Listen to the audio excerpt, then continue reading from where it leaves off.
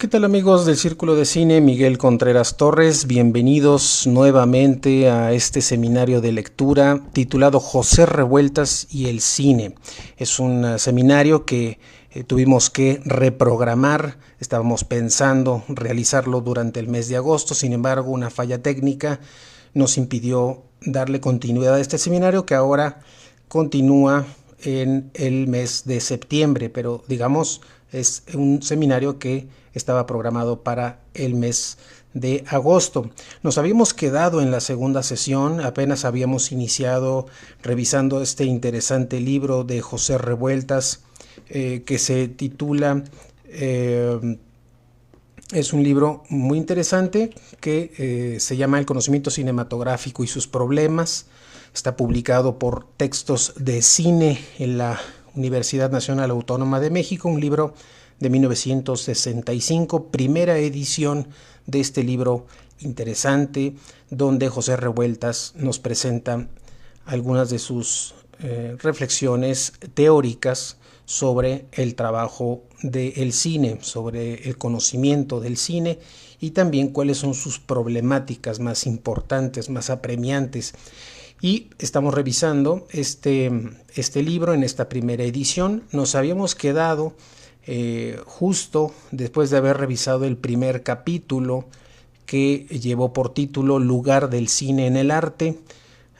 Habíamos comenzado a revisar el segundo capítulo titulado Problemas del guión cinematográfico, un capítulo que tiene dos apartados, del cual habíamos revisado el primero, concepto y métodos del guión. Hoy vamos a abordar la segunda parte de este segundo capítulo que lleva por título Método del guión. En este apartado, en este segundo apartado del capítulo 2, José Revueltas va de manera muy pormenorizada a exponernos cuál es el método que él va a trabajar, que él va a revisar en su trabajo creativo en torno al cine. Así es que hoy estaremos abordando este segundo apartado breve, pero con eso concluiremos el segundo capítulo el día de hoy. Antes de iniciar formalmente a la revisión de este segundo apartado, quiero solicitarles que, bueno, si a ustedes les gusta este tipo de contenidos de revisión que estamos haciendo, ojalá puedan obsequiarnos un like, un me gusta y también que compartan el enlace de esta transmisión. Recuerden que estas transmisiones en vivo quedan grabadas, quedan alojadas en el carrete de videos de nuestra página Círculo de Cine Miguel Contreras Torres. De ahí que el día, la hora y el momento que ustedes deseen y las veces que ustedes deseen pueden regresar a este material para consultarlo. Así es que pues queda hecha la invitación para eso y por supuesto a que tengan ustedes su ejemplar a la mano o en sus dispositivos móviles de este libro para que juntos podamos ir haciendo la revisión del mismo. Vamos entonces, nos habíamos quedado en la página 59, método del guión, este segundo apartado del capítulo segundo del libro de José Revueltas, El conocimiento cinematográfico y sus problemas. En esta página 59 habrá que recordar cómo es que Revueltas había utilizado como ejemplo un fragmento de una novela de Camus y bueno, ahora se pregunta en este inicio del apartado número 2 qué es lo que veríamos en la pantalla de acuerdo con el guión que elaboró Revueltas en el primer apartado. Se dice entonces que va a tratar de hacer una descripción del espectáculo. Y explica cómo es que en esta escena pues una mosca revolotea en el aire moviéndose de un lado a otro con fatiga y torpeza dentro de un recinto que nos acertamos a precisar muy bien, pero que podría ser, y lo pone en cursivas, el interior de un camión de pasajeros. Los ojos de una mujer siguen atentos al vuelo de la mosca, pero de pronto la mosca desaparece a favor de un fondo donde su cuerpo se confunde. La mujer que seguía con la mirada el vuelo del insecto también lo ha perdido de vista y sus ojos giran en otro sentido para detenerse sobre unas manos desconocidas, encima de cuya piel camina la que nos parece una mosca más, pero que podría ser, aquí nuevamente las cursivas, podría ser la misma, ya que se ha visto al principio. Sobre el vidrio de una ventanilla golpea el viento cargado de arena y encima de la piel de aquellas manos desconocidas las alas de la mosca se estremecen. Súbitamente en la pantalla aparece un camión de pasajeros que se mueve y avanza a duras penas sobre un camino pedregoso en medio de este paisaje desértico, donde el viento levanta oleadas de arena que azotan con intermitencia la lenta masa del camión, que jadea, rechina y da tumbos de un lado a otro a cada tropiezo del camino. La misma mujer que ya había aparecido en la pantalla reaparece nuevamente y mira a la persona que está junto a ella, que es un hombre un poco más maduro, de cabello entrecano, que mira hacia adelante con indiferencia y lleva un pequeño bulto entre las manos. Ahora nos damos cuenta que esta pareja ha de ir, cursivas en el texto de Revueltas, ha de ir en ese viejo camión que avanza a duras penas, o más bien que avanza porque este hombre que va junto a la mujer, al bambolearse con uno de los tumbos del camión, se ha echado con todo el cuerpo encima de su compañera. Esta tolera la grosería de su vecino con cierto aire de protesta resignada y sumisa, lo que parece indicar que estas dos personas se conocen entre sí y que tal vez exista entre ambas un vínculo determinado. El cuerpo del hombre, continúa este relato que hace José Revueltas en torno a la escena de la novela de Camus.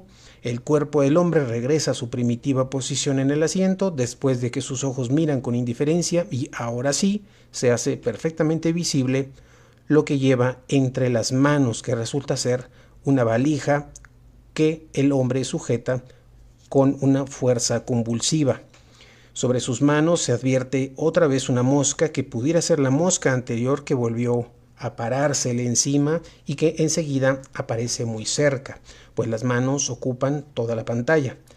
Visto esta distancia, dice José Revueltas, se advierte con toda nitidez el ir y venir de la mosca encima de la piel de las manos, y con ese shot termina nuestro breve guión, entre comillas, experimental, dice José Revueltas.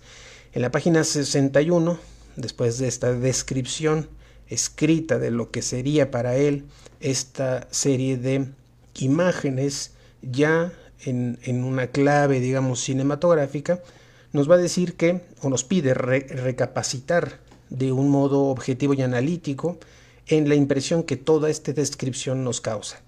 Lo primero es que no sabemos en absoluto lo que quieren decirnos las imágenes vistas en la pantalla. No hay una intención coordinada que las una y podemos conjeturar libremente cuánto se nos ocurra respecto a lo que están haciendo ahí los dos personajes que desde el principio aparecen en circunstancias tan confusas. Esta es nuestra impresión general, dice Revueltas, o sea, la que nos hemos hecho después de haber visto el conjunto de lo proyectado. Pero cada trozo de película, por su parte, suscitó en nosotros idéntica perplejidad y desconcierto. Antes de la aparición del camión pensábamos que las cosas podrían estar ocurriendo en el interior de un camión, pero sin estar seguros de ello. Lo mismo ocurría con otras informaciones, aquí las cursivas de Revueltas. Y se pregunta lo siguiente, ¿se trataba de una sola mosca o de varias? ¿Quién era la mujer y quién el hombre?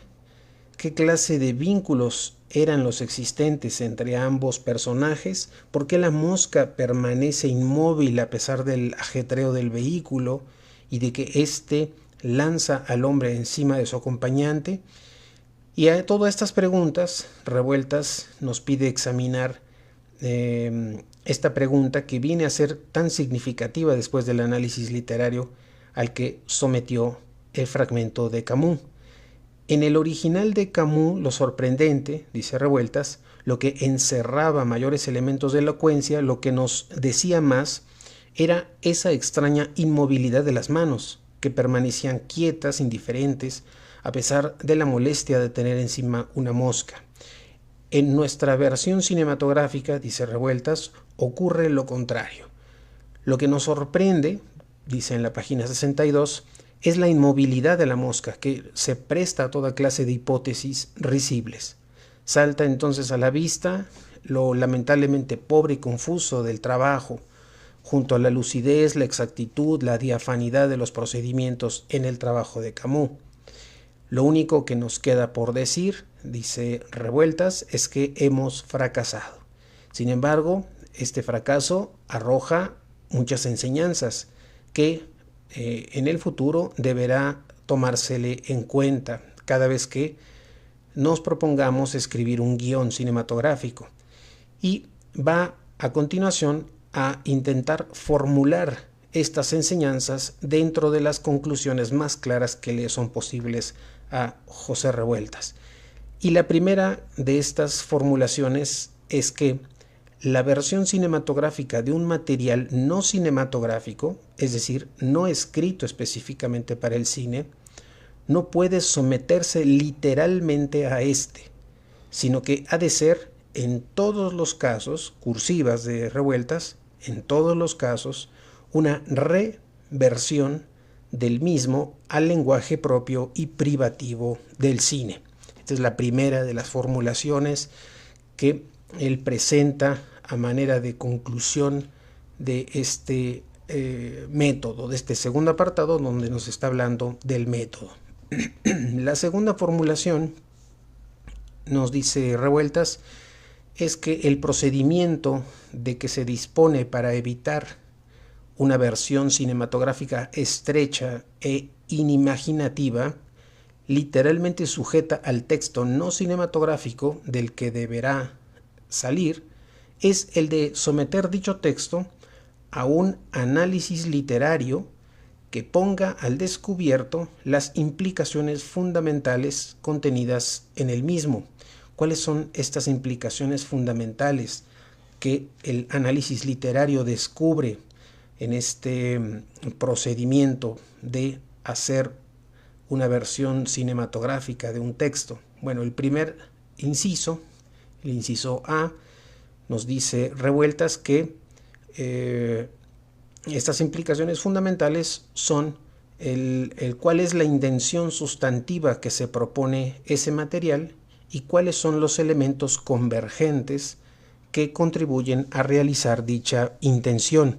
El segundo apartado o el segundo inciso nos dice en qué punto culmina la intención sustantiva y cuál es el grado de convergencia hacia ella de los elementos o factores componentes que contribuyen a realizarla. El tercer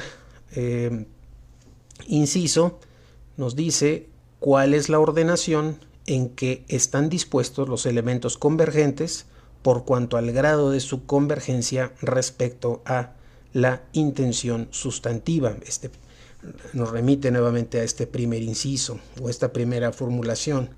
¿Y cuál es la forma en que mutuamente se condicionan entre sí a lo largo de su trayecto hacia el punto culminante? Por ejemplo, en el material de Camus, el vuelo de la mosca, Janine, manos de Marcel y la valija. La tercera formulación que presenta Revueltas en la página 63 nos dice que, resuelto ya el análisis literario, la siguiente etapa del trabajo deberá ser el análisis cinematográfico del mismo texto, sobre la base de los resultados obtenidos en el análisis anterior, a fin de descubrir las equivalencias cursivas de Revueltas que deben proyectarse en la pantalla. Este análisis comprende algunas operaciones básicas, al menos dos grandes operaciones básicas. Aquí es interesante cómo no es que partimos del texto literario inicial de Camus, en este caso en el ejemplo de Revueltas, sino que trabajamos este análisis cinematográfico a partir del análisis literario. Estos dos apartados o estos dos incisos en los que este análisis va a tener sus operaciones básicas, el primero de ellos es el inciso A, la exclusión de los elementos innecesarios, transformación adecuada de los demás y creación de elementos nuevos, ya sea que estos se encuentren implícitos en el texto original o que no existan y deban ser inventados. Y el segundo inciso, el inciso B, ordenación de los elementos dentro de un rígido principio de unidad de propósitos y sujetos de modo invariable a una progresión ascendente hacia el punto donde debe culminar la intención sustantiva propia del texto, del documento. La cuarta formulación que nos presenta Revueltas es la información que proporcione la pantalla al espectador deberá ser siempre estricta e invariablemente unívoca, es decir, no sujeta a ninguna otra clase de interpretaciones fuera de la única necesaria, forzosa por sí misma. Este es un principio fundamental que jamás puede ser alterado y que deberá observarse en todas y cada una de estas instancias del proceso de la película, desde los indicios que van a originar una percepción, las percepciones que forman una imagen y las imágenes que dan una noción, hasta las nociones que forman un concepto. Por ejemplo, de Sergio Eisenstein, El sentido del cine, lo toma del capítulo primero, palabra e imagen. Continúa Revueltas diciendo que esto no quiere decir que la película deje de proporcionar informaciones destinadas deliberadamente a suscitar diversas conjeturas cuando la intención sustantiva así lo reclama, como en el caso de las películas de suspenso. Pero estas conjeturas, dice en la página 64, a su vez deberán estar predeterminadas con vistas a un propósito también unívoco, de cuyos límites no pueden salirse en ninguno de los casos. Tomadas en cuenta estas observaciones, dice Revueltas, el material del cine obtenido por este guión tendría que sufrir cambios fundamentales todavía. Dice que para no ocuparnos de una cansada o fatigosa reestructuración de las tomas una por una, va a señalar cambios de manera muy general. La primera exigencia para Revueltas sería establecer desde el principio, desde un principio en forma que no admita dudas el sitio de la acción, determinar el lugar de acción de la película. Para esto lo primero que deberá verse en la pantalla será, en este caso, el ómnibus en los momentos en que avanza en medio de las dificultades del camino. Enseguida estableceríamos a Janine y a Marcel juntos en un mismo asiento en el interior del autobús, de donde continuaríamos con la serie de ya particularizaciones para el cumplimiento de los propósitos mediante ese análisis literario del material. Dice Revueltas, he aquí entonces, ya delimitadas dentro de sus respectivos campos, las diferencias entre el método literario y el método cinematográfico en lo que se refiere a sus procedimientos para narrar una cosa determinada. También nos dice que hay diferencias importantes que conoceremos de un modo funcional cuando incidan con las demás particularidades del guión y lleguemos al punto en el que este trabajo deba abordar su estudio. Unas palabras sobre el estilo cinematográfico en la novela contemporánea es lo que nos presenta también en Revueltas en esta página 64 y nos dice que es evidente que la novela de nuestro tiempo está muy influida por el cine, por la técnica narrativa descubierta por el cinematógrafo. En la página 65 dice que ya ningún novelista se atrevería a poner en uso, por ejemplo, los procedimientos transitivos empleados por Balzac cuando nos trasladaba de un capítulo a otro con palabras. La cita es más bien inventada por quien esto escribe, dice Revueltas, pero es una cita real, con palabras, repito, de este tipo. Por ejemplo, y cita entre comillas, como recordará el amable lector, dejamos a la primer Lisbeth en los instantes en que, etcétera, etcétera. La novela moderna se ajusta cada vez más a una técnica que excluye este desarrollo lineal característico de la literatura del siglo XIX.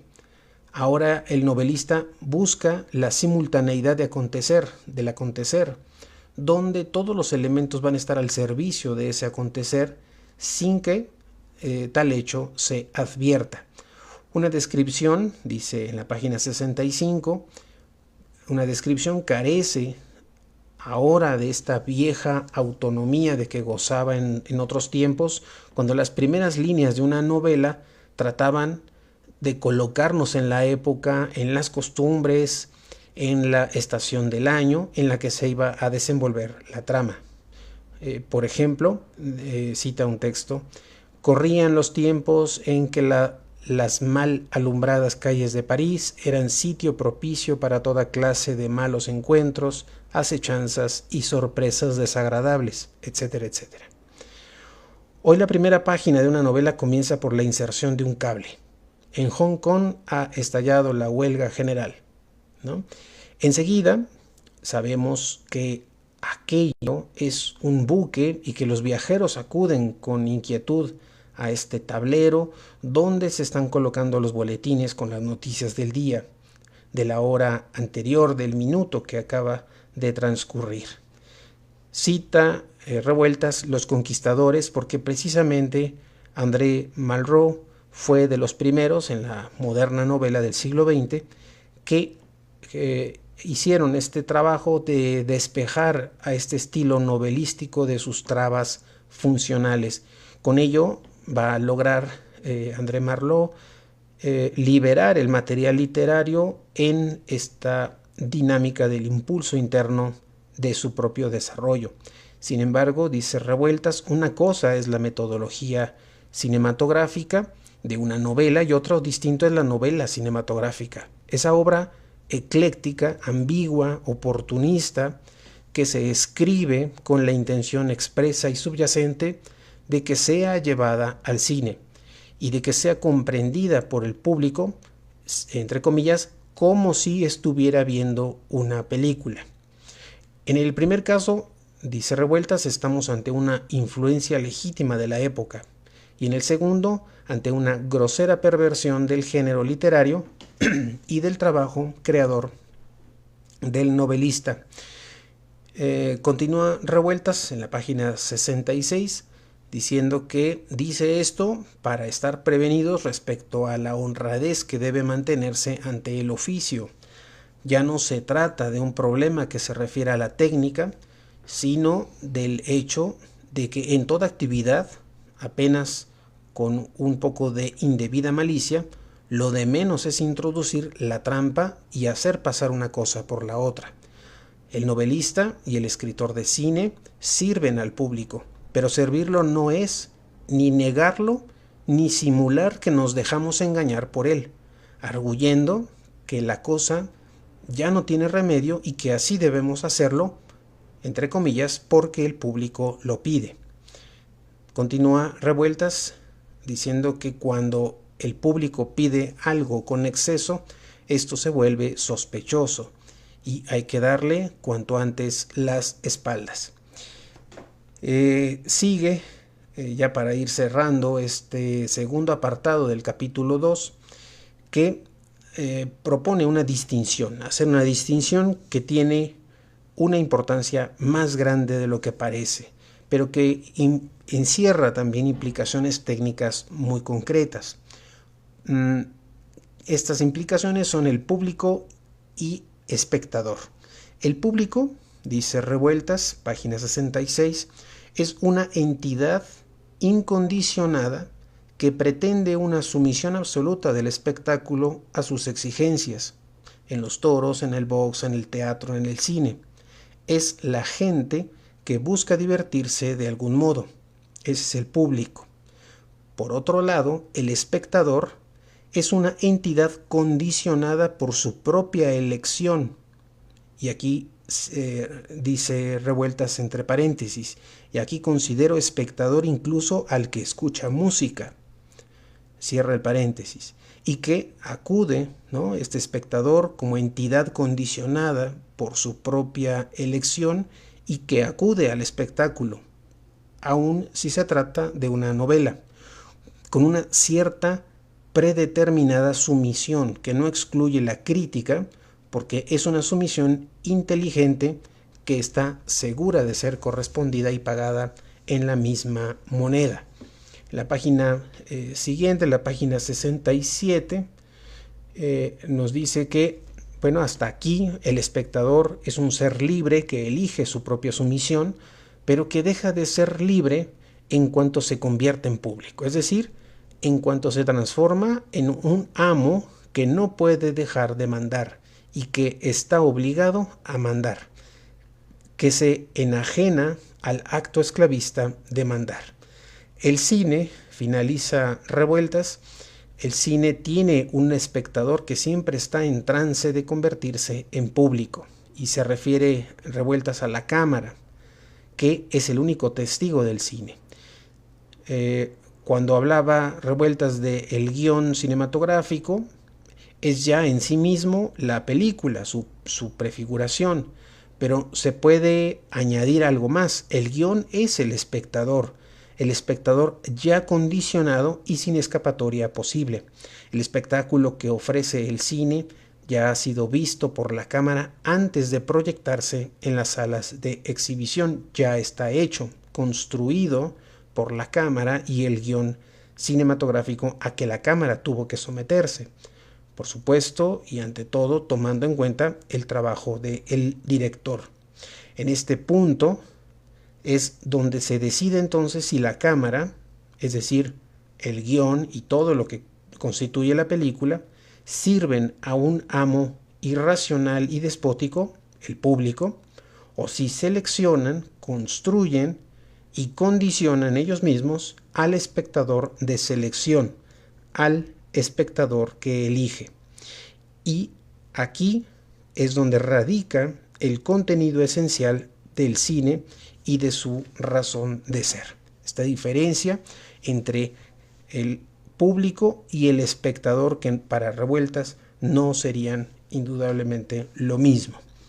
Hasta aquí entonces vamos a dejar este segundo apartado del capítulo segundo para que el día de mañana continuemos con el capítulo tercero, titulado ¿Cómo procede la película?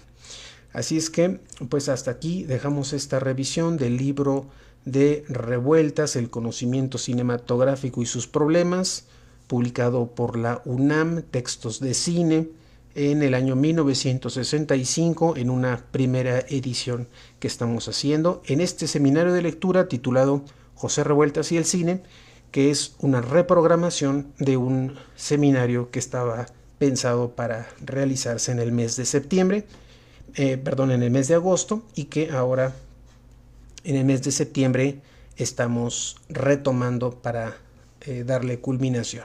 Así es que, sin más, les deseo que tengan una excelente noche y nos escuchamos el día de mañana para la cuarta sesión de este seminario de lectura. Muchas gracias y hasta el día de mañana.